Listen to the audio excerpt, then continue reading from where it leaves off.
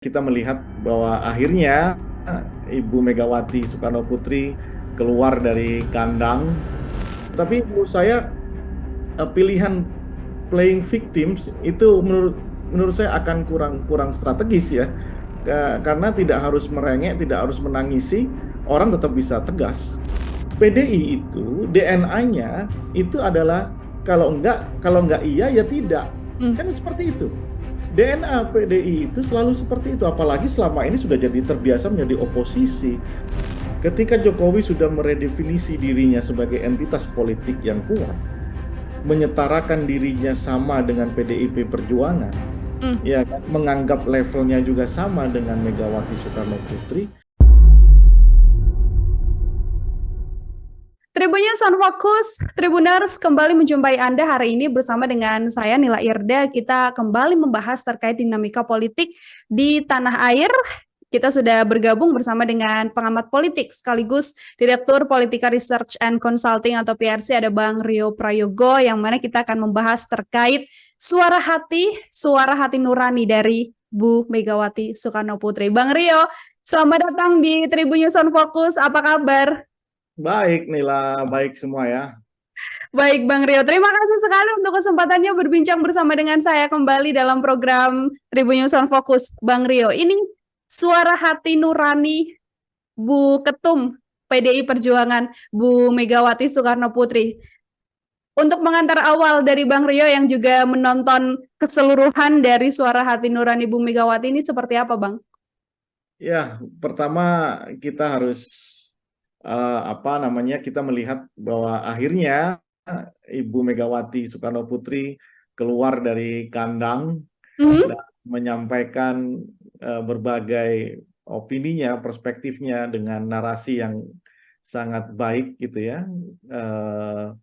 Menunjukkan ada dua hal paling tidak yang catatan saya. Pertama, akhirnya Megawati menyampaikan perspektifnya tentang persoalan-persoalan yang terjadi dan berkaitan langsung dengan partainya, gitu ya, di mana kadernya yang terbaik yang jadi presiden 2 periode, kemudian putra sang presiden, kemudian juga ada lembaga negara dalam hal ini Mahkamah Konstitusi, di mana Mahkamah Konstitusi ini kan kita tahu ada itu ketika Megawati menjadi Presiden Republik Indonesia, begitu ya.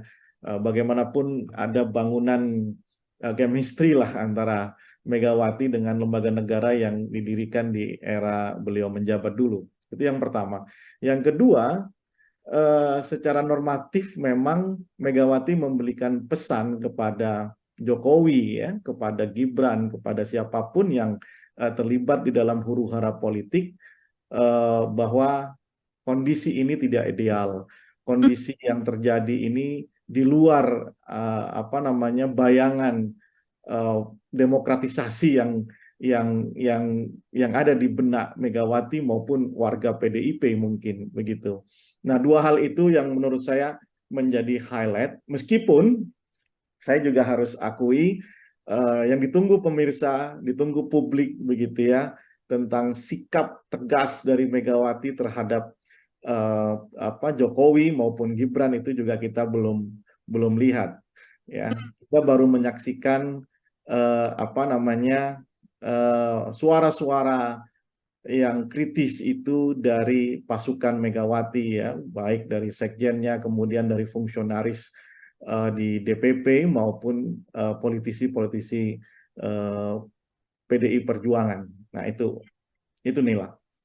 Masih menunggu meskipun sudah ada pernyataan terkait dinamika atau situasi politik saat ini, namun yang sebenarnya ditunggu oleh publik adalah bagaimana sikap tegas dari Bu Mega ya, Bang Rio ya, sedianya ya, untuk menanggapi Ya, apa karena yang begini. terjadi. Ya, karena begini ya. Kita simulasikan aja pikiran kita. Misalnya orang PDI sekarang atau petinggi Partai Demokrasi Indonesia Perjuangan mengkritik habis Jokowi, Gibran, dan segala sengkarut persoalan di MK sampai pendaftaran Prabowo dan Gibran. Yang dikritik itu kan sekarang masih statusnya kadernya, Betul. ya kan? Kalau konstruksi pikiran itu benar-benar dipegang seperti yang lalu-lalu, tinggal panggil, hei kamu mau kok begini sekarang? Gibran, kamu juga kok begini, begitu ya. Itu kan persoalan internal di dalam PDIP. Harusnya kritisisme itu juga dibungkus dengan pendekatan formal yang selama ini juga sering dilakukan untuk mentreatment. Dulu kan Gibran pernah dipanggil tuh, ya Mhm. kan? Budiman juga di treatment khusus, Budiman Sujatmiko maksud saya juga di treatment khusus sampai akhirnya dikeluarkan dari PDIP begitu. Nah, publik kan menunggu itu. Kenapa sampai sekarang PDIP masih belum melakukan sikap paling tegas, paling tidak dipanggil, ya Mhm. kan? Proses politik pemanggilan itu kan menjadi sesuatu yang bukan menarik ya, tapi sesuatu yang dianggap oleh publik adalah bentuk ketegasan dari PDIP. Nah, sementara sekarang pilihannya adalah bermain dengan narasi-narasi yang viktimisasi dan lain-lain. Saya pikir itu kurang efektif dalam konteks internal PDIP, antara PDIP dengan Jokowi dan Gibran begitu. Mhm. Justru kemarin Mas Bobi juga sempat dipanggil oleh Pak Sekjen untuk kemudian tidak berkenan keluar dari PDIP, Bang Rio, namun menyatakan dukungan, sudah mendeklarasikan juga dukungan untuk Prabowo Gibran 1 hari setelah kemudian mendatangi panggilan dari PDI Perjuangan. Bang Rio melihat mantu Jokowi ya, berarti ya, mantu Jokowi ini seperti apa, Bang? Itu yang saya katakan, apa namanya, ada double standard Mhm. treatment kepada orang-orang lain ya selain Jokowi dan Gibran. Ya kan? Saya tidak tahu apakah benar sudah ada surat pemanggilan kepada keduanya begitu ya, atau apa namanya, secara gentle disampaikan kepada publik bahwa oke, Jokowi, Gibran, you sekarang tidak lagi bersama kita, you punya jalan sendiri, kita juga punya jalan sendiri. Kan itu belum ada. Ya, misalnya secara formal kita tarik ininya, KTA-nya. Nah, sehingga apa? Tadi yang saya katakan, ketika publik ini melihat drama kritisisme yang disampaikan oleh apa punggawa-punggawa PDIP, Hmm. publik juga tidak langsung meyakini bahwa itu juga orang PDIP loh, ya kan? Artinya persoalan di internal harus selesai dulu. Lah, kenapa kemudian Bobby yang di treatment secara tegas seperti itu dan dengan sangat apa namanya, dengan sangat tegas Bobby menyampaikan mungkin juga apa namanya, PDIP sedang berhitung soal efek dari ketika misalnya dia terus-terusan melakukan apa bentuk ketegasan itu, efeknya apakah mengganggu elektabilitas partainya, karena kita tahu topangan elektabilitas partai PDIP ini juga disumbangsi oleh pemilih-pemilih setia Jokowi. Mungkin berhitung di situ. Mhm. Tetapi menurut saya pilihan playing victims itu menurut saya akan kurang strategis ya. Karena tidak harus merengek, tidak harus menangisi, orang tetap bisa tegas begitu ya. Oke, yang saya katakan tadi, Jokowi sudah berbeda dengan kita akan melakukan apapun untuk kemenangan Ganjar, dan Jokowi bukan lagi bagian dari PDIP. Nah, ini kan masih membuka pintu komunikasi. Kalau tidak sampai ada ketegasan, itu seolah-olah masih memberi satu kamar khusus kepada Jokowi. Maka tidak heran ketika misalnya ada opini dari masyarakat bahwa PDI itu main di dua kaki gitu ya. Itu tidak bisa di apa namanya, dipatahkan, karena memang Mhm. sikap PDI sendiri yang menurut saya masih menggunakan dua standar pendekatan atau treatment dalam konteks ini. Karena bagaimanapun PDI itu sangat sangat sangat tegas selama ini, disiplin soal keanggotaan dan lain-lain begitu ya.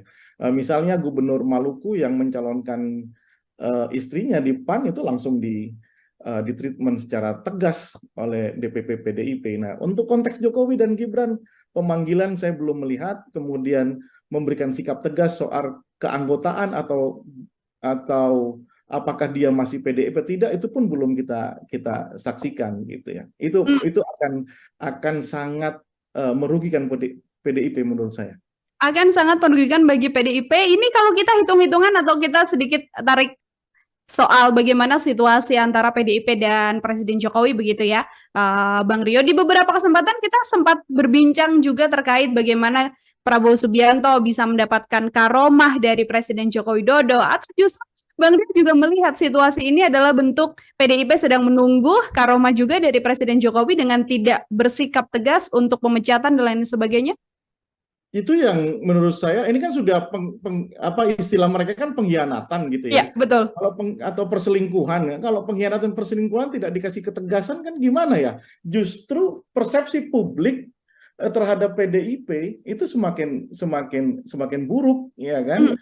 Eh, Justru bola ini akan lebih mudah dimainkan oleh Jokowi dan Prabowo untuk menopang elektabilitas Prabowo Gibran misalnya. Yang kedua, infrastruktur politik sudah jelas, kita lihat saksikan belakangan berita-berita belakangan ini, mereka benar-benar didorong untuk membackup Prabowo Subianto.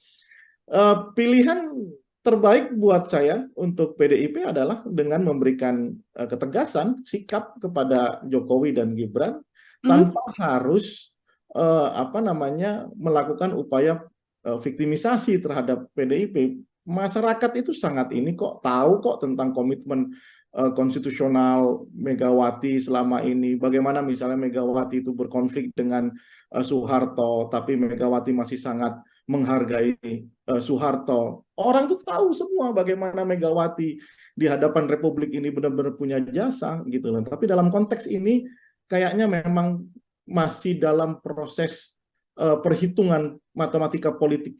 Apakah kalau saya melakukan A berakibat pada B, atau kalau saya ambil C akan berakibat pada C. Terlalu lama memperhitungkan, tidak menggunakan treatment yang selama ini digunakan PDI kepada kader-kader yang lain, menurut saya tidak akan menguntungkan PDIP. Apapun bentuknya itu, terutama di dalam konstruksi narasi yang dibangun oleh para tim dari calon presiden yang sedang bertanding begitu ya. Oke, Bang Rio, beberapa waktu kemarin saya juga sempat menanyakan langsung pada salah satu politisi PDIP yang mana mengatakan apabila kita melakukan pemecatan bisa jadi juga ini adalah senjata bagi kubu atau bagi Gibran untuk kemudian menggunakan itu sebagai senjata lah, wong kitanya dipecat kok seperti itu. Bang Rio melihat jawaban dari PDIP ini seperti apa? Itu kalkulasi yang saya katakan tadi nih lah. Itu kalkulasinya. Mereka sedang membuat satu eksperimen tentang jika A atau jika C, begitu ya. Dan pilihan yang kita lihat justru sekarang adalah pilihan yang menurut saya membuat orang berpikir jangan-jangan PDIP ini bermain di dua kaki karena apa? Double standar gitu loh. Nah, itu yang menurut saya harusnya dihindari. PDIP tidak harus kemudian melakukan apa istilahnya misalnya bertengkar secara politik dengan Jokowi, tidak harus. Yang dilakukan Megawati udah oke ya, dia menunjukkan bahwa Megawati ini sangat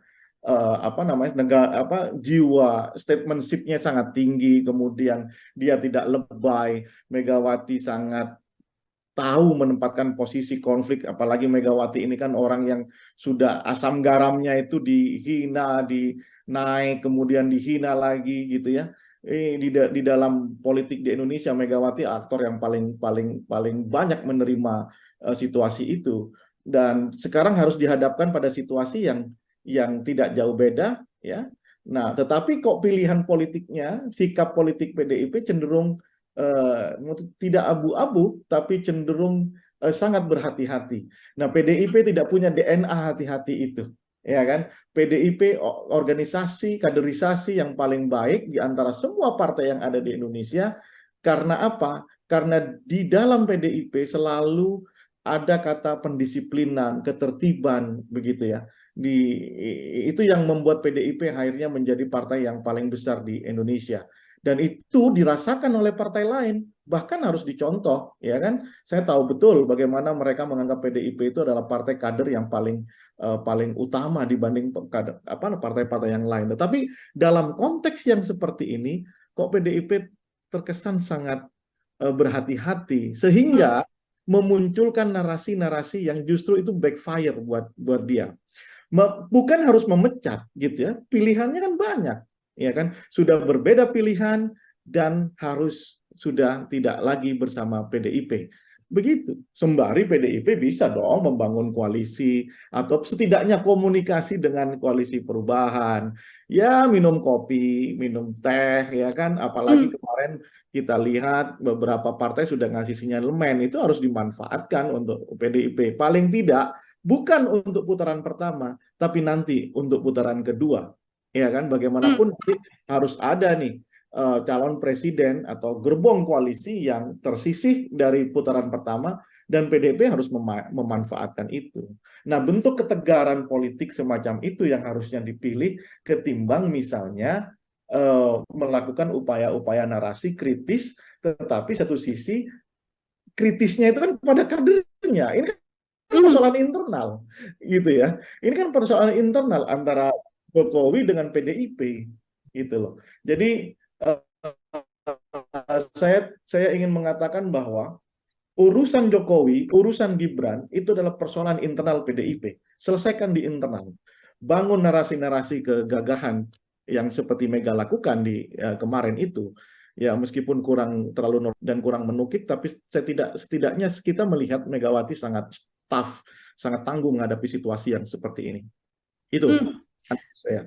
Pertanyaan dari saya selanjutnya seperti ini, Bang Rio. Ini apabila memang Megawati bersikap tegas memecat begitu ya Presiden Jokowi misalnya atau mungkin Mas Gibran dan juga Mas Bobi, apakah ini situasi yang kemudian secara hitung-hitungan kalau dari kacamata Anda sebagai politik merugikan untuk PDIP karena Jokowi efek yang begitu besar atau justru ada kemungkinan bahwa ini jadi peluang baru juga?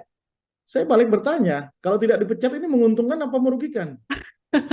Iya kan? Nah, pilihan dalam politik selalu sulit, ya. Tidak ada pilihan yang selalu yang terbaik. Makanya saya Hmm. katakan tadi, PDI itu DNA-nya itu adalah kalau enggak iya ya tidak. Hmm. Kan seperti itu. DNA PDI itu selalu seperti itu, apalagi selama ini sudah jadi terbiasa menjadi oposisi. Nah, ketegasan sikap PDIP itulah yang kemudian membuat baseline dia itu tebal di masyarakat. Ya, nah kalau kembali ke pertanyaan tadi, bukan memecat lah katakannya, memberhentikan Jokowi sebagai kader. Kalau mecat itu kan kadang-kadang bahasa media tuh, ya. Hmm. Diberhentikan Jokowi sebagai kader karena sudah pisah jalan. Pertanyaannya, kalau tidak diberhentikan, apakah itu juga merugikan atau menguntungkan buat PDIP? Nyatanya sekarang Jokowi dibiarkan, hasil survei lembaga-lembaga yang dirilis, meskipun apa namanya, kita juga harus kritis sama hasil lembaga hasil survei itu, setidaknya Prabowo sudah mengungguli, setidaknya dari perspektif atau analisa temuan mereka, Prabowo sudah mengungguli namanya Ganjar dan Mahfud MD, gitu ya. Hmm. Nah, artinya apa? Situasi ini di apa, atau kan bahasa dirimu dipecat atau diberhentikan begitu ya, justru tidak menguntungkan buat Ganjar, ya kan? Nah, sekarang menurut saya langkah apa yang paling strategis? Menurut saya jangan publik dibuat ambivalen perspektifnya, ya Hmm. kan? Eh, eh, harus PDI harus kembali lagi ke jati dirinya sebagai partai yang paling disiplin, paling taat aturan di dalam internal keluarga PDIP. Itu baseline PDIP. Oke, harus kembali ke jalan dan juga ke DNA PDIP yang selama ini dikenal oleh publik seperti itu ya, Bang Rio ya. Daripada sekarang terkesan main dua kaki atau justru tidak bersikap tegas untuk keluarga dari Presiden Joko Widodo. Menarik juga Bang Rio adalah ketika Mas Gibran akhirnya kemudian menjawab suara hati nurani dari Ibu Megawati dengan statement, ya kalau memang ditemukan ada kecurangan, ya laporkan saja. Tanggapan Bang Rio seperti apa, Bang? Sudahlah, kalau soal Jokowi dan Gibran kan bolak-balik sudah kita di publik ini apa namanya disajikan satu drama yang apa ya, istilahnya dramaturgi gitu ya, antara yang diomongkan sama yang dilakukan itu berbeda, ya. Antara statement yang disampaikan ke media, ke publik dengan apa yang dikerjakan itu berbeda begitu ya.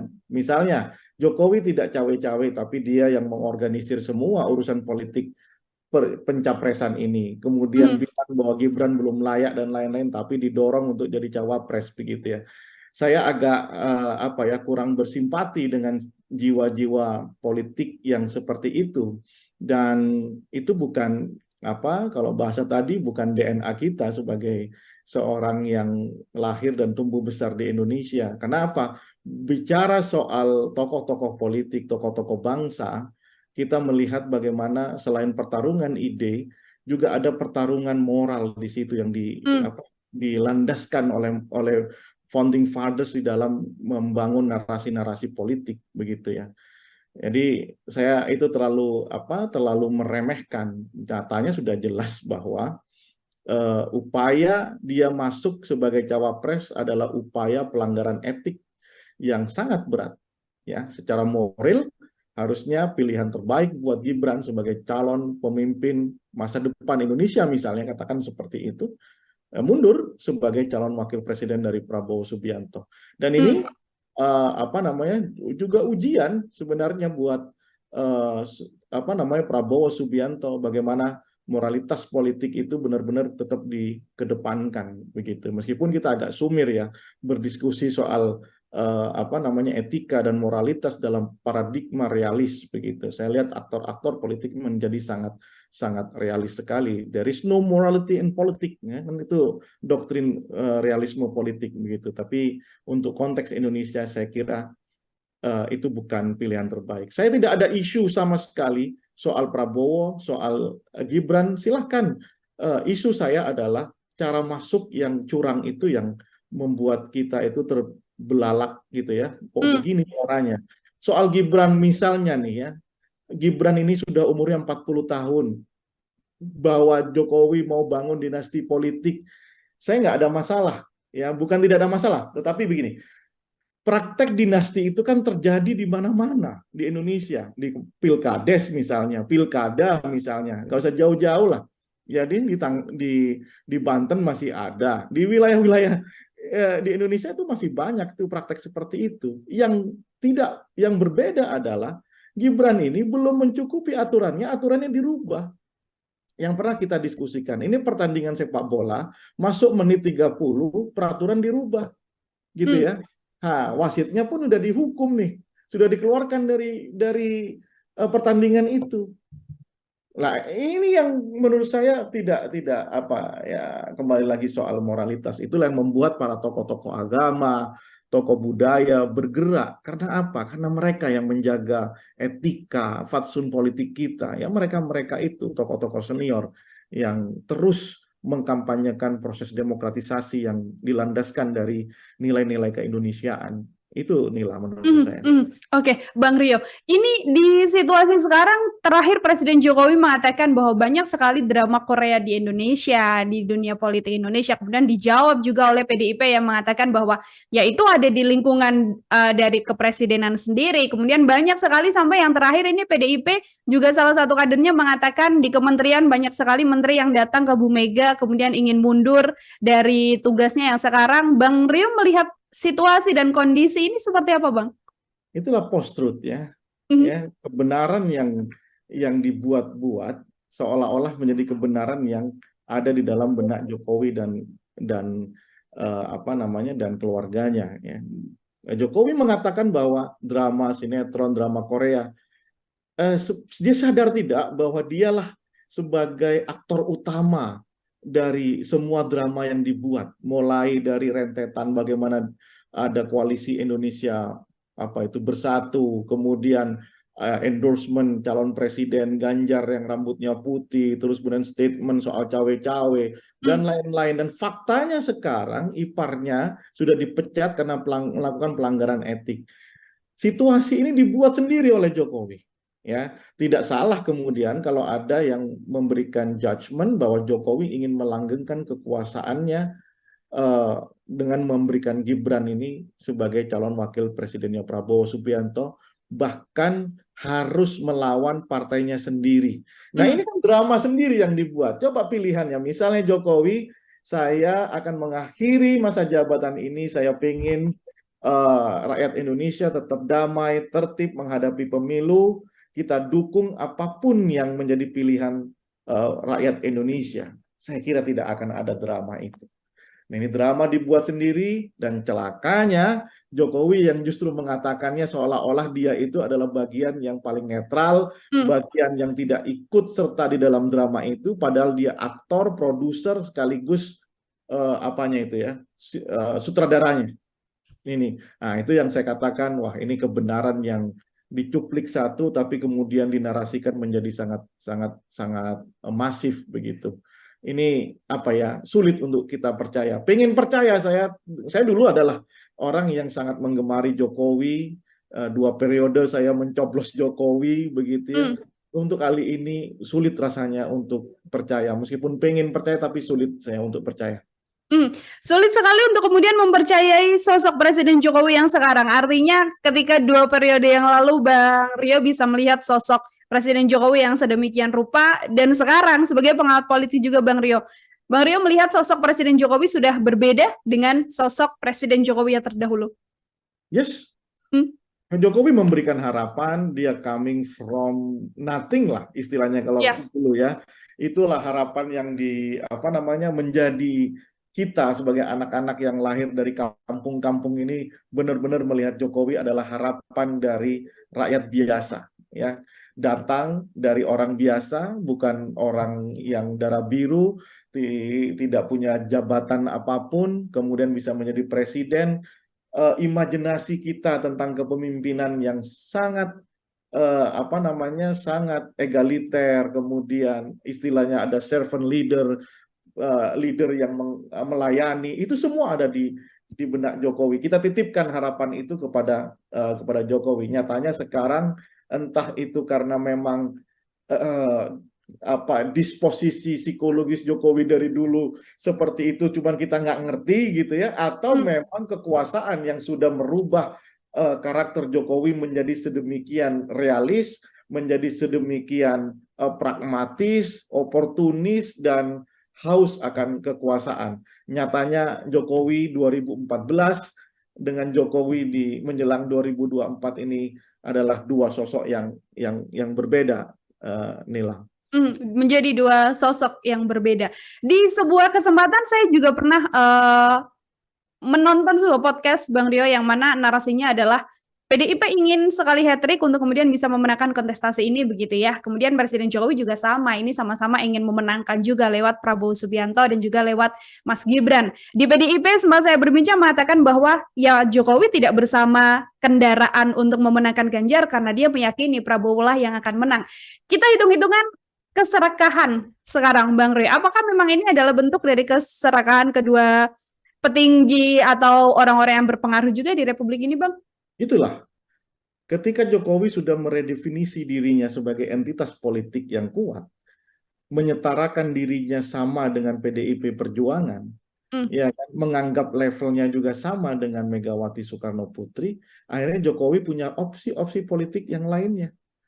Jokowi ini kan kemudian merasa sudah menjadi orang yang paling hebat gitu ya, pernah jadi presiden 2 periode dan saat ini masih menjabat, dan dia punya infrastruktur politik. Akhirnya dia meredefinisi dirinya itu sekedar petugas partai atau dirinya sudah menjadi entitas politik. Toh dia punya tentakel bernama relawan, dia bisa menaruh anaknya yang lain di PSI yang mengagumi Jokowi sedemikian, ada pengkultusan terhadap Jokowi oleh PSI meskipun ini partai anak muda, tapi kemudian kontradiktif di dalam membangun narasi konteks hari ini begitu ya. Akhirnya Jokowi berpikir, merekalkulasi ya, bahwa dirinya bukan lagi Jokowi 2014, Jokowi sekarang adalah entitas politik yang bisa mendorong elektabilitas calon presiden begitu ya. Nyatanya ketika Jokowi, dan kemarin ada pengakuan dari Ganjar bahwa Jokowi mendukung Ganjar, nyatanya Ganjar ada di top line dari survei secara elektoral. Tapi kemudian ketika Ganjar bikin blunder masalah dan sampai akhirnya dideklarasikan, kemudian Prabowo yang overtake elektabilitasnya Ganjar, dan narasi yang dibuat bahwa itu adalah political endorsement dari Jokowi, semakin membuat Jokowi yakin bahwa dirinya itu entitas politik, ya kan, yang mungkin entitas politik ini kalau diformalkan menjadi partai Jokowi, dan partai Jokowi inilah yang isinya relawan dan PSI itu setara dengan PDIP. Makanya dia kemudian berpikir ini waktunya memberanikan diri untuk melakukan perlawanan kepada PDIP dan Megawati secara terkhusus begitu ya. Tapi ingat, kita ini budayanya bukan budaya yang seperti itu. Ada fatsun politik, ada kemudian juga etika, ada moralitas. PDIP adalah rumah Jokowi di mana memberikan kesempatan 7 kali buat keluarga Jokowi untuk tampil sebagai pejabat publik, bahkan sebagai orang terpenting di Republik ini sebagai presiden. Dan itu dukungan yang sangat luar biasa, saya pikir, karena harus mengalahkan banyak kepentingan di internal PDIP. Tapi kemudian yang terjadi adalah Jokowi melakukan, ya istilah mereka adalah melakukan pengkhianatan. Meskipun yang pernah kita bahas juga, Nela, politik ya isinya ya itu balas dendam, pengkhianatan, perebutan kekuasaan, 3 hal itu saja. Nah, itu menurut saya kalau pertanyaan Nela tentang Jokowi dan PDIP ya. Dari saya terakhir seperti ini, Bang Rio, ini tadi ucapan Megawati Soekarno Putri yang disampaikan atau narasi yang dituliskan di PDIP adalah bagaimana suara hati nurani seorang Megawati begitu ya. Sebagai closing statement juga dari Bang Rio, apakah memang ini juga jadi salah satu sampaian atau ucapan yang juga ada makna tersirat di baliknya, entah ini bentuk kemarahan yang begitu besar dari sosok seorang Bu Mega pada Presiden Jokowi, atau justru ini ya sudah, ini adalah tabuhan perang antara PDIP dan juga Presiden Jokowi karena sudah tidak ada jalan lagi untuk kemudian keduanya bersama-sama.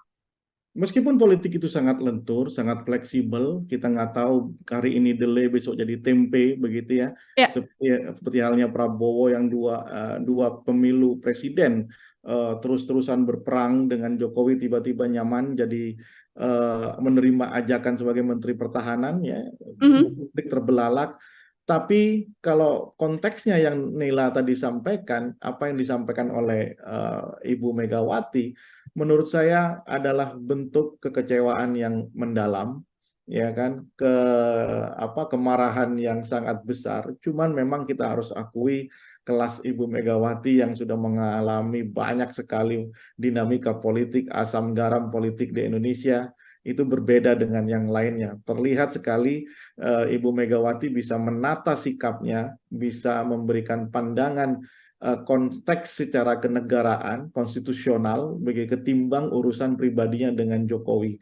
Dan harusnya sinyalemen itu ditangkap oleh Jokowi ya dengan cara yang lebih elegan pula. Misalnya ya sudah nyatakan diri mundur, ya kan, dari PDIP, atau memerintahkan Gibran mundur dari pencalonannya, kan masih ada waktu, paling tidak masih ada waktu sedikit ini untuk merevisi itu. Nah, lepas dari itu semua, ya, yang tidak kalah pentingnya adalah bagaimana PDIP seperti yang kita diskusikan harus meredefinisi lagi tentang keputusan-keputusannya terkait relasinya dengan Jokowi ini.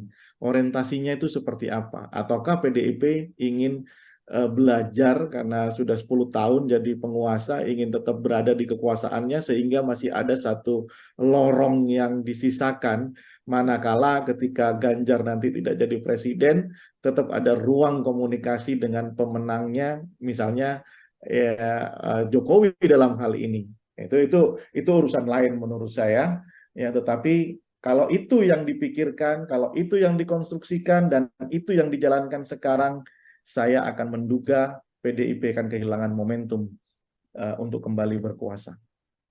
PDIP akan kehilangan momentum untuk kemudian kembali berkuasa.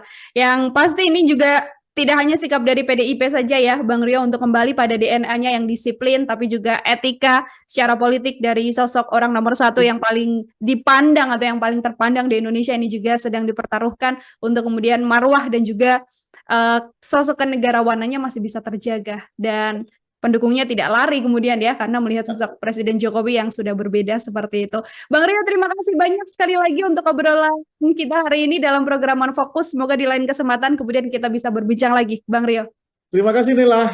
Tribuners, demikian Tribunusan Fokus hari ini. Saya Nila Irda, pamit undur diri. Kita nantikan obrolan-obrolan lain dengan tema-tema politik lainnya bersama dengan saya. Saya pamit undur diri. Terima kasih dan sampai jumpa. Download Tribun X sekarang. Menghadirkan lokal menjadi Indonesia.